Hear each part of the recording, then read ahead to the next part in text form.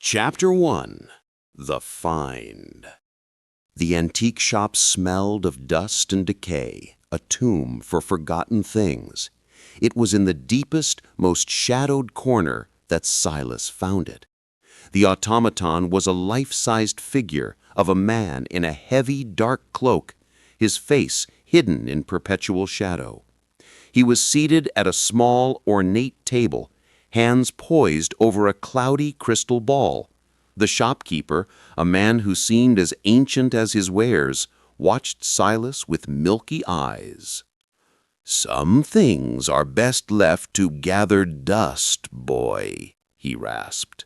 But Silas was captivated by the exquisite, unsettling craftsmanship. He paid the man's price without haggling, eager to take the silent fortune-teller home. Chapter 2. The Broken Step. In the sterile quiet of his own apartment, the automaton seemed even more ominous.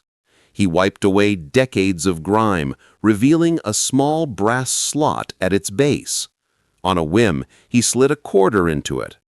With a soft whirring of hidden gears and a series of clicks, a small, stiff card emerged from a slot below the crystal ball. It read, in elegant script, "Beware the broken step." Silas chuckled, thinking it a charmingly vague piece of parlor trickery.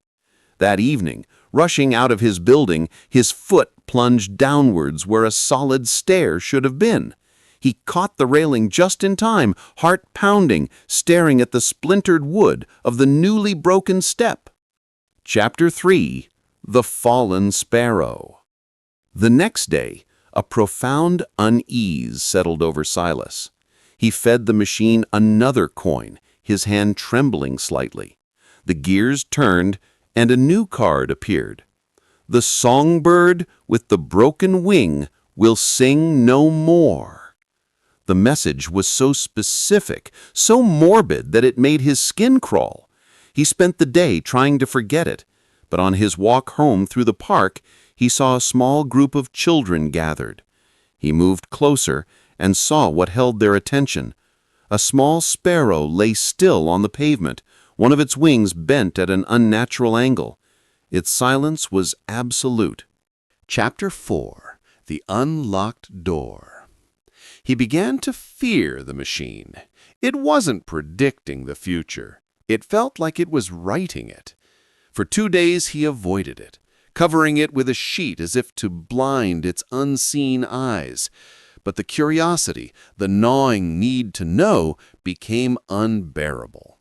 The next card he drew was not a prediction. It was a command. Leave the red door unlocked tonight.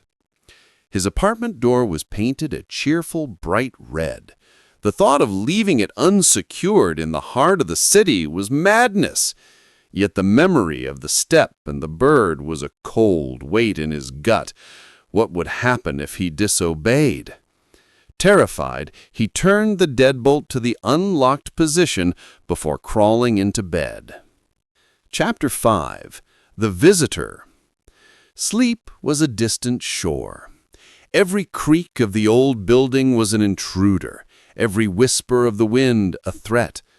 Then, deep in the suffocating quiet of 3 a.m., he heard it, the soft, unmistakable click of his front door latch. He went rigid, every muscle screaming. Slow, heavy footsteps echoed from his living room, pacing with an unnerving calm. They stopped directly outside his bedroom door. Silas held his breath until his lungs burned. An eternity passed in the silence. Then, slowly, the doorknob began to turn. Chapter 6. The New Card. The doorknob turned fully, but the door never opened. After a moment that stretched into infinity, the footsteps retreated. The front door clicked shut. Silas didn't dare move until the gray light of dawn bled through his window. When he finally forced himself out of the bedroom, he found the living room undisturbed. Nothing was missing, nothing was broken. Everything was exactly as he had left it, except for one horrifying detail. A new card was sitting in the automaton's dispenser slot, a card he had not requested. Chapter 7. The Warning. His hands shook so badly he could barely pick up the card. This one was different. The text wasn't the machine's elegant script. It was a jagged, angry scrawl in black ink. She will not hear you scream. A cold dread, sharper and more potent than any before, seized him. He thought instantly of his sister, Ilara. He fumbled for his phone, his thumb repeatedly missing the screen. He called her number. It rang and rang, each tone a hammer blow against his sanity, before finally clicking over to her voicemail. Chapter 8. The Plea. Panic gave way to a desperate rage. He spun on the automaton, the source of his torment. "What do you want?" he screamed at the silent figure.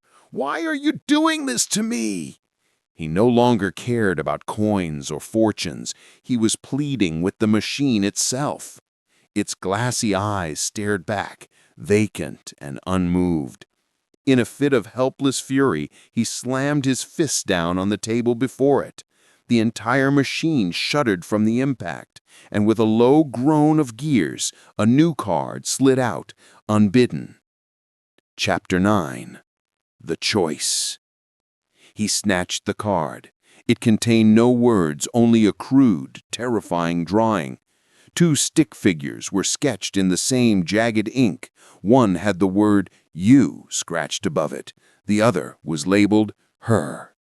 Beneath the grim diptych was a single final instruction, a sentence that sealed his fate. "Only one remains." The air left his lungs. It was not a game. It was not a prediction. It was a choice. The machine was demanding a sacrifice. His life or Ilara's. Chapter 10. The Inevitable. Silas stared at the card, the impossible demand burning itself into his mind. He could not harm his sister. He could never choose that. But he knew, with a certainty that chilled his soul, that the machine would have its due. Its prophecies were absolute. His eyes fell on a heavy, bronze bust he kept on the mantelpiece. A grim resolution settled over him. He picked it up, its weight a cold comfort in his hand. He faced the automaton, raising the bust high. As he swung it down with all his might, a blinding, searing pain erupted in his own chest. He gasped, the bust slipping from his fingers. The last thing Silas saw as the world went black was the automaton's head turning, ever so slightly, to watch him fall. The choice was never his to make.